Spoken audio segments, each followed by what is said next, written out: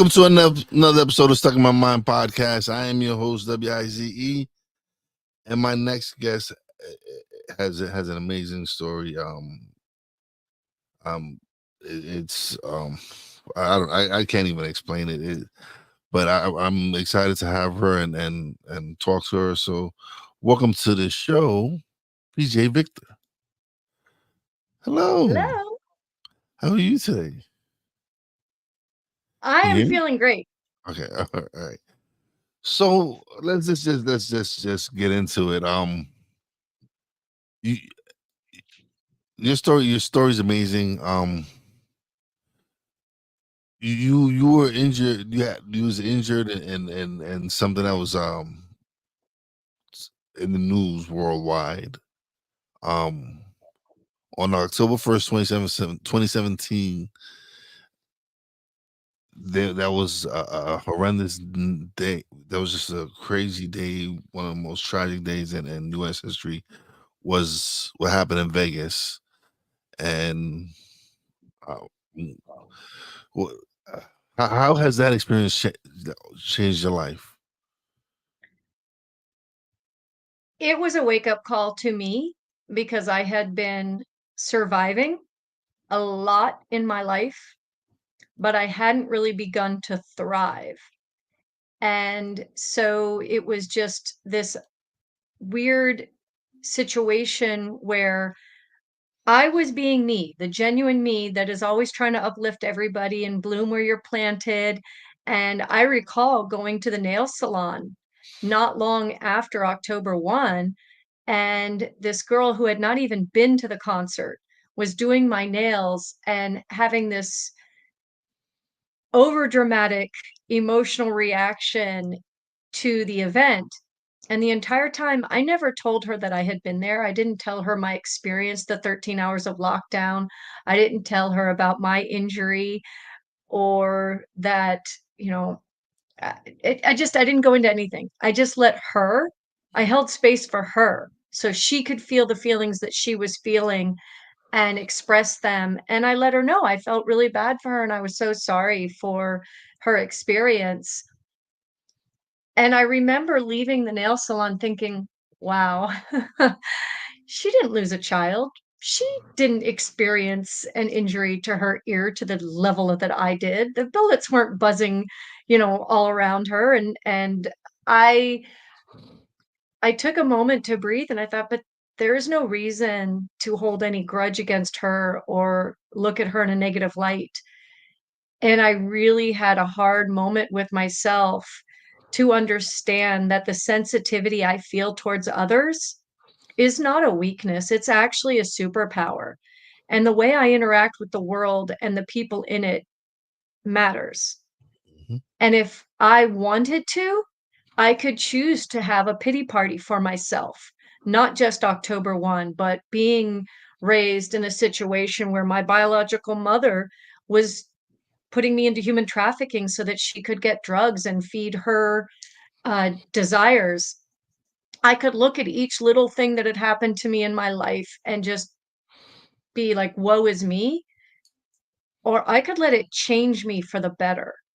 And that is really truly what I made the decision to do. Now, it took a while from 2017 to the present and to finally publish a book, my first published book in March of this year, to reflect on that experience and the experiences that are happening every single day. And that emotional independence is not something that happens just because you walk out of a nail salon and realize that you want to be better for the world. It's an up and down roller coaster. It doesn't end, but I'm proud of myself and the distance that I've been able to put between myself and situations that have occurred and individuals that continually drain me because they're not fulfilling me and they're not helping me fulfill what I think is my purpose, which is simply to shine the light that I was born with as brightly as possible to hopefully motivate and inspire others to shine their lights. And when something bad happens, we can sit there and we can say, oh, woe is me. And we can question, why does God let bad things happen to good people, and why did Yeah. it seem that these amazing things are happening to bad people? I don't need those answers right now. For me, the short answer to, you know, what I should be doing is simply embrace my sensitivity, understand that this life is not a linear journey, and that I'm just going to accept the highs and lows, and I'm going to love the discoveries and the challenges, because every step that I take is a step towards me being a more authentic person and having a more fulfilling life. Awesome. Thank you. Thank you for sharing your story. Sharing that with us. How has well what got you into yoga? Because I know yoga played a big part. And what was your first experience with yoga like, and how has it inspired you to become a coach and teacher? So over, wow, 25 years ago now, it just seems to keep going on.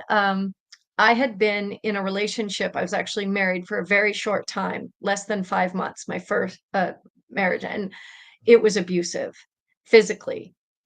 And I was left for dead in a closet. And when I came out of that experience, a good friend of mine helped me get out of that situation physically, but then said, this is not the first time you've been in a relationship like this, and this is going to haunt you. You've got to figure out how to stop stop getting into relationships like this, and you need to be able to recognize the red flags. And because of the home situation that I was in at that moment, I went to the shelter for abused women and children. And when I was there, a woman came in and she did this yoga breathing and session with us. It was magical. I was in my mid 20s and I'd never heard, I mean, I guess I'd heard of yoga, but I'd never seen or experienced anything like it. And I remember making the decision right then and there that one day, hopefully sooner than later, I was going to become a yoga teacher. And even though it wasn't something I knew I was going to do as a job, I was going to give back to my community and go into shelters like this and teach. That took me all the way until 2017. So at the time, I guess it was like 1998, 99. And in 2017, I was actually in the middle of my yoga teacher training certification when October 1 occurred. And because of my injuries, I was physically unable to finish my training, but I had to close the loop. I couldn't give up. And I did finally December 2nd of, uh, well, actually, I was supposed to graduate December 2nd of 2017, and I didn't graduate until November of 2019. And then I've taken it beyond that to advanced yoga, trauma recovery yoga certifications, uh, teen and child yoga certifications. I just I love doing what I'm doing, and it's been amazing because I was able to voluntarily teach it during COVID. Right Okay. before COVID started, I was actually in a neuro recovery center volunteering. When COVID began, I then started teaching on YouTube and Zoom and different ways, and it's an incredible experience to sit across from a room of people who are para or quadriplegics without the ability to do the breathing the way we think it should be done, or yoga the way we think it should be done. But I learned something.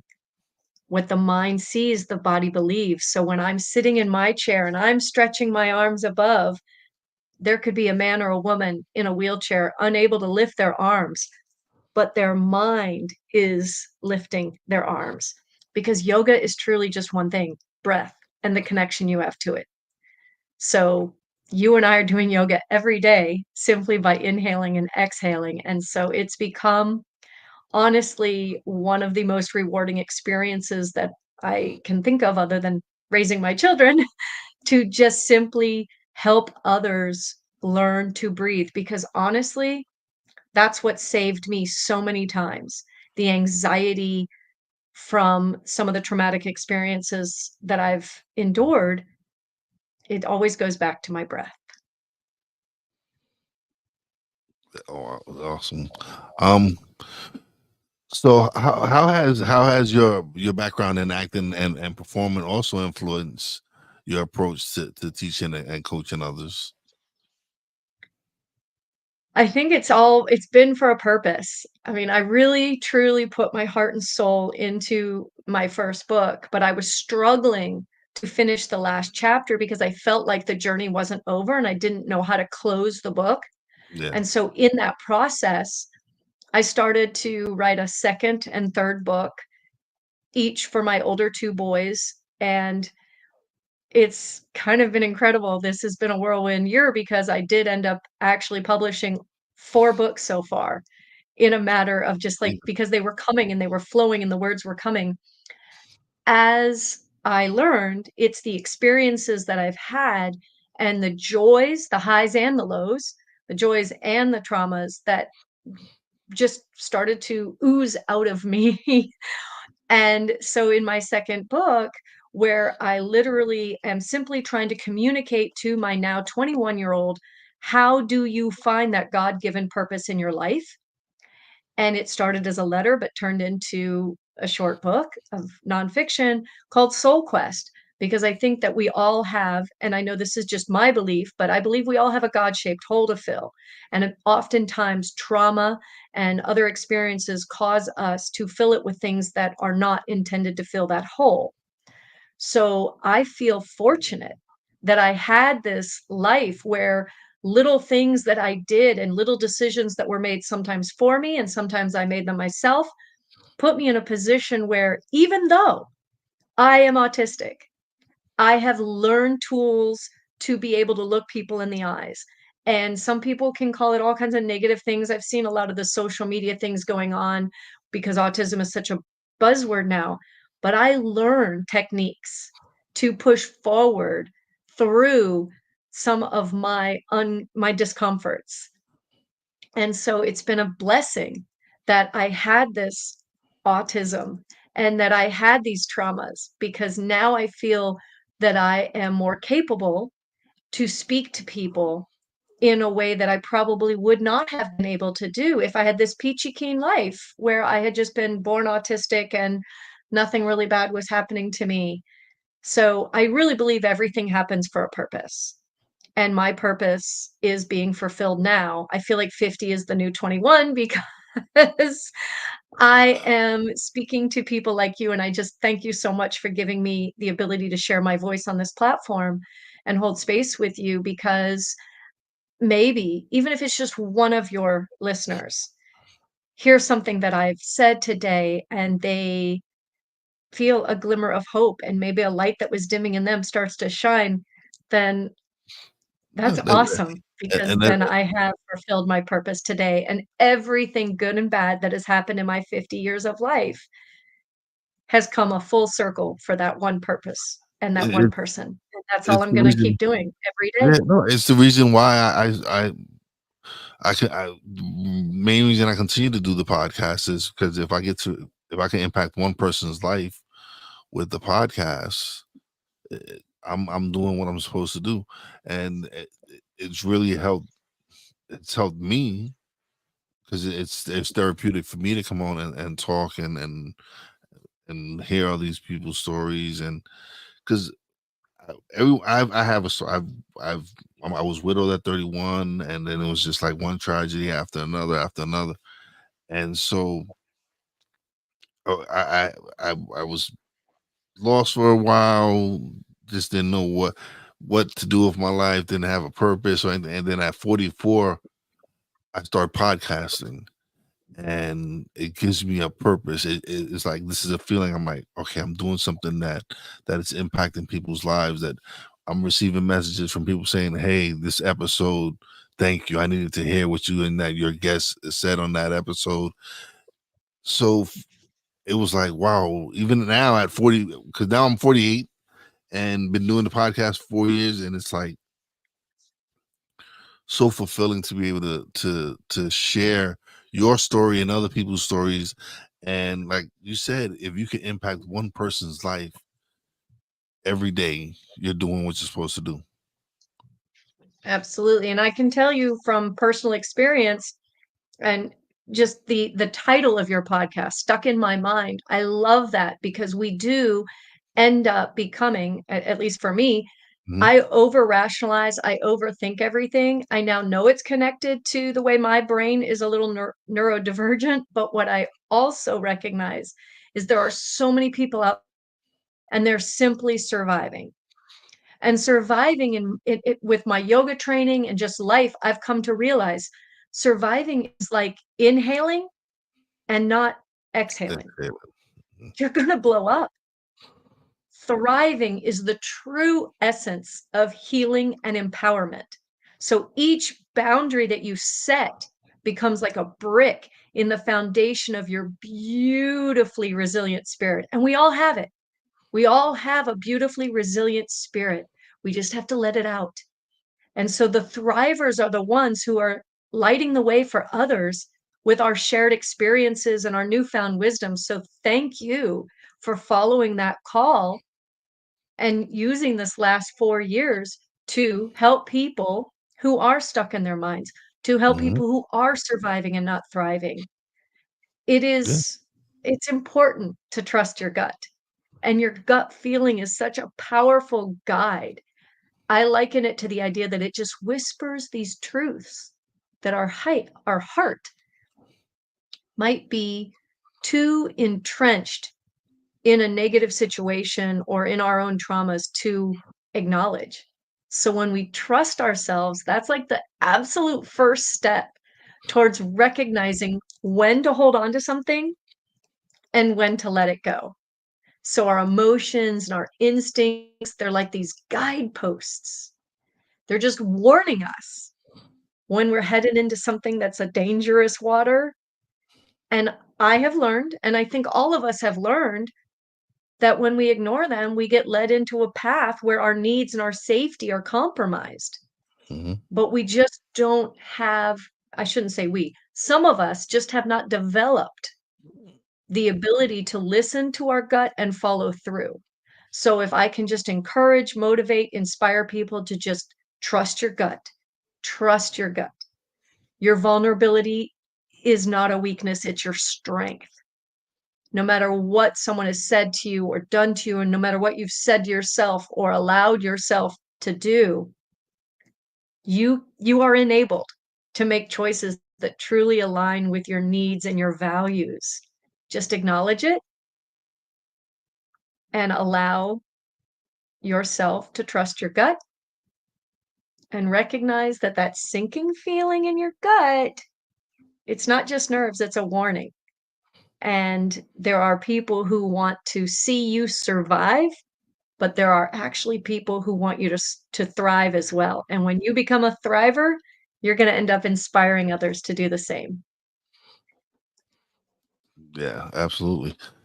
Um, so you teach yoga, you, you act, you write, you also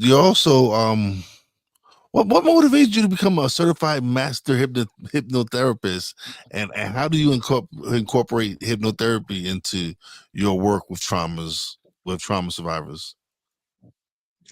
That was just another piece of the puzzle of my life coming together full circle in a way you just don't expect. Yeah. So, having been a survivor of sexual trafficking at such a young age, I really didn't want to have too much to do with boys or young men. And I was in college and I had this crazy experience where I met a friend's uncle and it created a psychosomatic reaction in my body that was so intense. People thought I had chiggers. I went to college in Mississippi, so I don't know if you know what chiggers are, but when you get bit by them all over your body, people think you should put clear nail polish on them to draw the chiggers out and kill them. It suffocates them, whatever. Well, they did this to me, and that did not help because it wasn't chiggers. It was a reaction of anxiety from this man whose face resembled someone who had done bad things to me as a child. And my brain was letting me know, hey, guess what? This is not cool. You're not cool with this person. And I had to figure out why. So I ended up in a clinic through our college that allowed me to see a therapist, and she used hypnotherapy to Mm. help me go back as a little girl, forgive that little girl, tell her it wasn't her fault. And when I moved through life a little bit more, I ended up basically crying out to God 2 years ago now in August because the doctors had told me that I had this autoimmune disorder that was gonna take my life, that my lung capacity was reduced significantly, and it was continuing to reduce, and that this disease was gonna take over my body, and I thought, "I've tried everything. I've tried being vegan. I've tried the yoga. What more can I do?" And I end up seeing an ad on a Facebook sponsored ad about hypnotherapy. And I went through the process really for myself. I wasn't trying to get certified to help others initially. It was really to see if one last thing could this save me. I ended up in spontaneous remission, which is what the medical world calls it, when you all of a sudden don't have the blood markers that say you're going to die. And that was a 6 to 9 month process.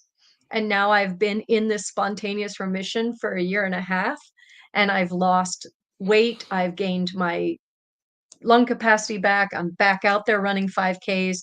And I truly believe it was the hypnotherapy. I ended up writing meditations, which I'd already learned to do, but I started writing hypnotic meditations with suggestions about my lung capacity, about my blood flow, about the endocrine system and all the systems in my body. And I started listening to those 2 and 3 times a day.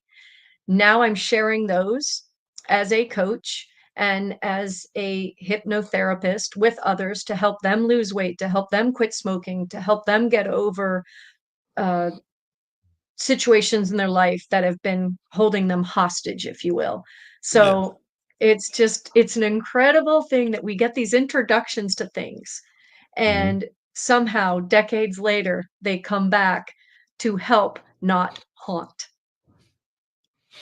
So, as a mother, how do you integrate mindfulness and self-regulation techniques into your parenting and homeschooling practices? We begin every day with a pledge to the United States flag, the Christian flag, to the Bible, and we do take a moment to read a devotional together and pray. And as a part of that, we also, depending on who wants to lead it that morning, do a few mindful breaths. Sometimes it becomes let's get on the floor and do some yoga positions. Sometimes it may just be we need to have some silence and share space with each other in a positive manner where we can feel safe to just be silent. And if it's not a school day and someone's having a little bit of a challenge, it's that idea of, do you need a reset? One of my most favorite resets is something that I actually came up with for myself, which is the paper elephants method. And we do that together as a family. We do that individually. If I have 3 boys, so it might just be a one-on-one situation. And then I have used it, um, goodness gracious, it's been several years now that this paper elephants method has become something that I will share with a complete stranger. I will share it with a friend when they're telling me that they're feeling, stuck for a moment. And it's super simple. It can be something that takes 90 seconds to 2 minutes, or you can do it as short as 15, 30 seconds. But it's just this idea of a visualization where you basically go back to your breath, but you also cleanse out your mind. So that's what I love. I love the title of your podcast. We do so often get stuck in our minds because we take in this information that's not always positive. Mhm. So when you are, well, I'll just ask it. This will be easier. Are you comfortable just looking down towards your nose or closing your eyes for a moment? Yeah. I want you, as long as you feel safe, to simply close your eyes or look down towards your nose and visualize all your negative thoughts as paper elephants, origami folded paper elephants.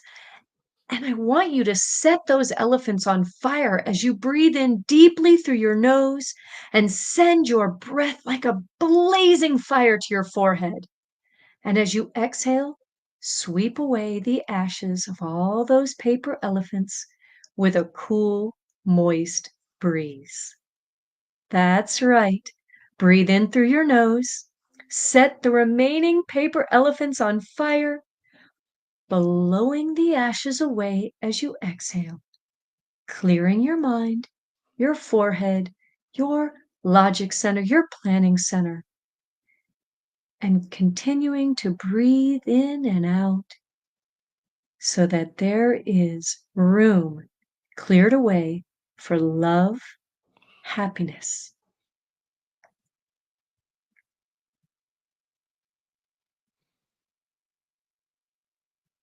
And when you're ready, open your eyes.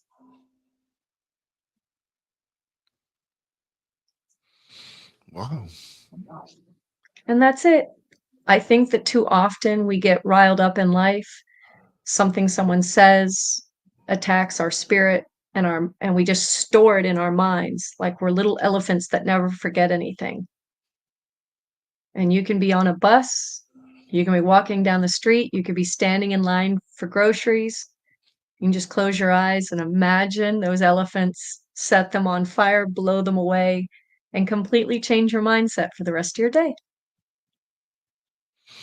Yeah, that was yeah, it's like so like you said, a reset.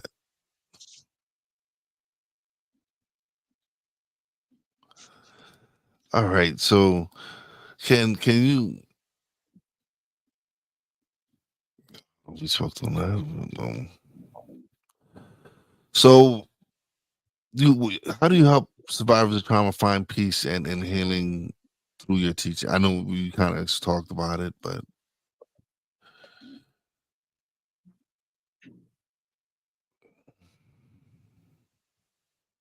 I'm sorry, what was the question? you know, what advice do you have for someone who is struggling to find peace within themselves after experiencing trauma?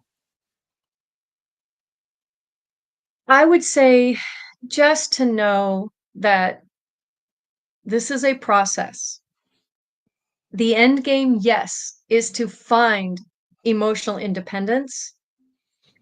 But if you can just set some boundaries, little boundaries, and celebrate those each and every day when they occur, remember to move forward, you have to set some intentions. These are not just mere wishes thrown into the wind, but rather powerful affirmations of the direction that you want to take and the desires of your heart. Intentions are like a compass and they guide our steps, ensuring that when the path gets foggy, you have a sense of where you're going.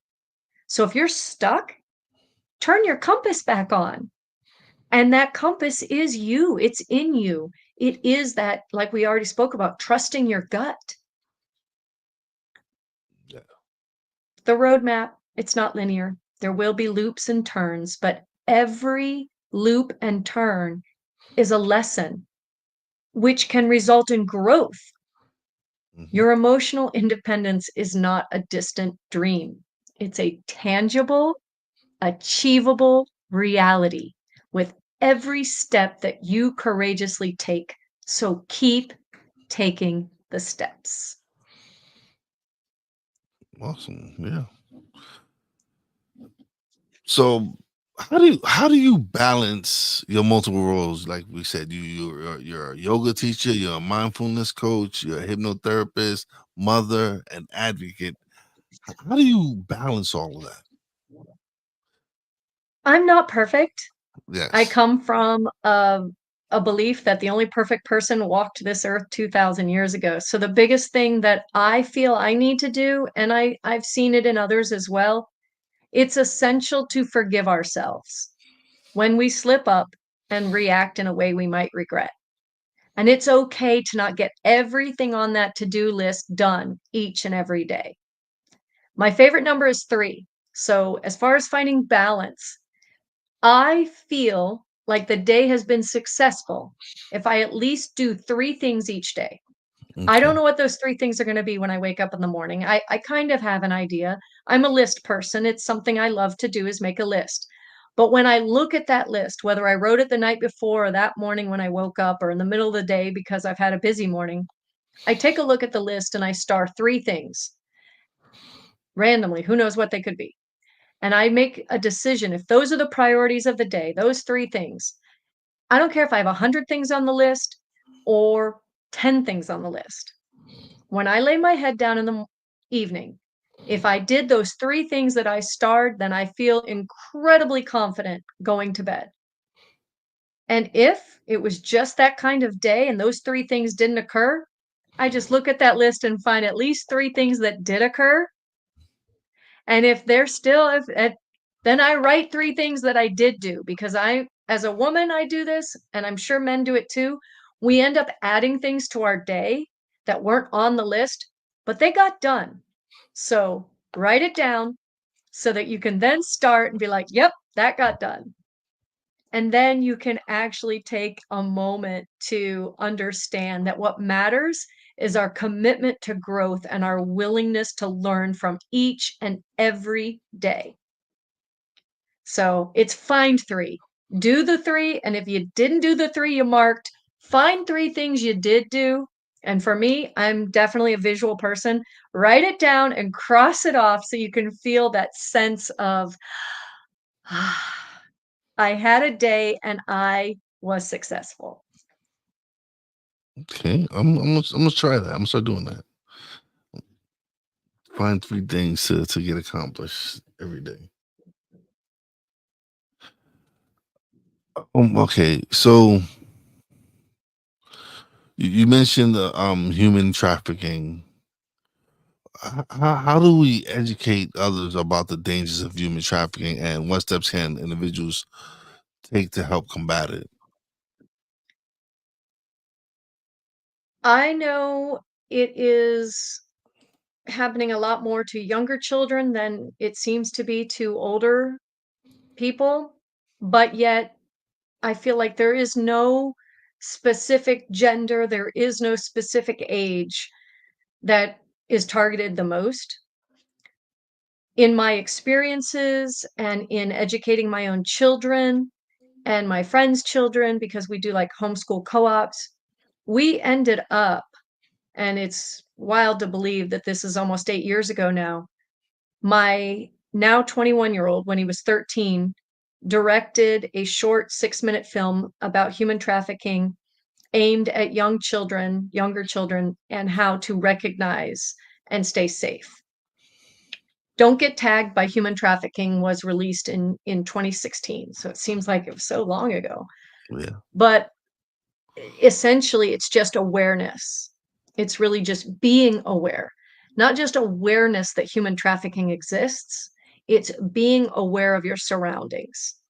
I couldn't say no at 18 months and 2 years of age and 3 years of age. I didn't even know until I was 5 what was happening wasn't supposed to be happening. yeah, But when you're 12 and 14 and 15 and even 8 and 9, the social media uh, that has transpired and the changes that have occurred with that, you don't even know if your child is communicating with someone who's actually also 8, 9, 11, 13, 14, 15. yeah, I know for me, when my oldest son was 18, he got to meet someone he plays online games with in person. And I was there when it happened because I didn't know. We weren't sure if it was gonna be another 18-year-old or if it was gonna be a 50-year-old man. yeah. So it's really just awareness. Awareness of your surroundings, awareness of where you yourself or your children are. I'm not saying it didn't take place in the '70s when I was growing up, because I know it did. Hmm. But I think that we were turning a blind eye to a lot of things because we just weren't aware. And so I think it just starts with acknowledging that the world does have some dark, dingy pieces to it. Oh yeah, because And we come from a era where we had kids on the back of milk cartons. So it's been going on. It's been going on for quite some time, and yeah, it's a shame that we have kids going through this still to this day. Well, so we the video that my son produced, the 6-minute film, it's on through kidsserve.com, which is a charity that he started when he was 6. And we do link people to a site called reportandrescue.com. And, you know, that's it. If you see something, that's part of the awareness. If you see something that doesn't look right, whether you're a teacher, a parent, a neighbor, find a way to report it because chances are no one else is going to. And the only reason you would know to report something is that you're awareness. You're being aware of what's happening and you have more power than you think you do. That is something that I have learned when I was a school teacher for 5 years, that it all starts with awareness. Just be aware, keep your eyes and ears open, and when things don't seem normal, like we talked about earlier, listen to your gut. Because Yeah, if your gut is telling you that that doesn't look right, or that doesn't sound right, or that story might not be true, and that child's injuries might be from something else, listen to your gut. absolutely, absolutely. Um, what are your future goals for your work in mindfulness and wellness and advocacy as well? And how do you plan to continue making an impact in these areas?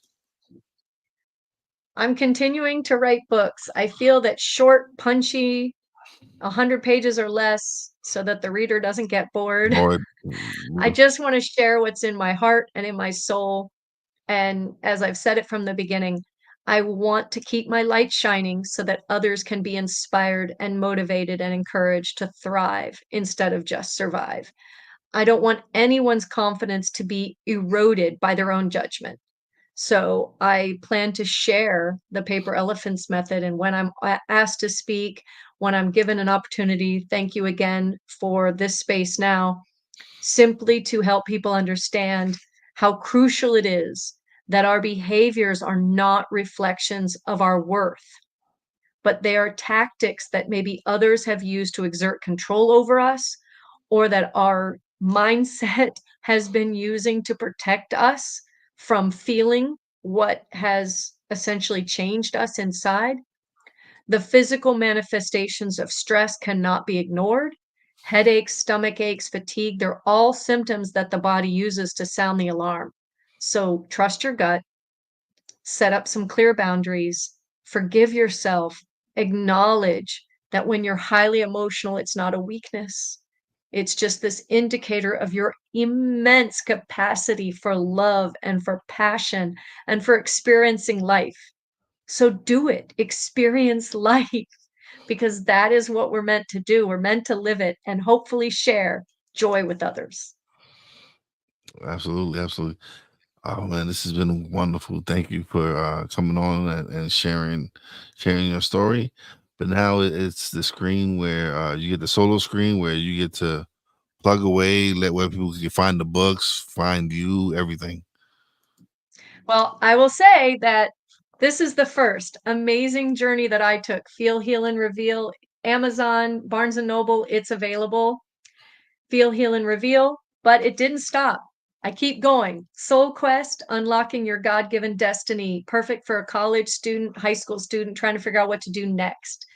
Beyond Words, I wrote this for my now 16-year-old, helping him understand communication. And I think it's great for anyone 15 to 35 and beyond who needs to learn how to communicate and get some skills, some tools on how to communicate better. Last but not least, I just released Game Changer. And this is a playbook for young adults on making a good first impression. Too many of us are witnessing, not just ourselves, even 50-year-olds do it. We stay buried in our cell phones when we're supposed to be enjoying a fine meal with friends. Hmm. So this is the book to not just, it's not just a game changer as a title, but it can change the game on how we interact with each other. So the pjvictor.com will get you to all of the things I do, whether it's the charity work that my kids and I are involved in, links to the books. It's all there at the thepjvictor.com. Awesome, awesome. Thank you, PJ, for being a guest. Don't leave just yet. Let me close out the show, and we'll chat a little bit off the air. But thank you for being such a wonderful guest. Greatly appreciate it. Thank you again for giving the space. Oh, my pleasure. All right. Let me. I'm acting like I don't know how to do this. All right, that was another great episode. Thank you for everybody who's tuning in. I see we have a comment there. Jim Borden, our former co-worker of mine. Hey Jim, how you doing? Um, Big shout out to my Real Wise fam, Poppy J, Brandy J. Love you guys. Big shout out to the boss lady. Thank you for everything you do. Thank you for everybody who supports the podcast and the YouTube channel and everything else that we're doing. We greatly appreciate it. And as always, a big shout out to all the essential workers out there. God bless y'all. Be safe. You know, your boy Wise does it. Peace out.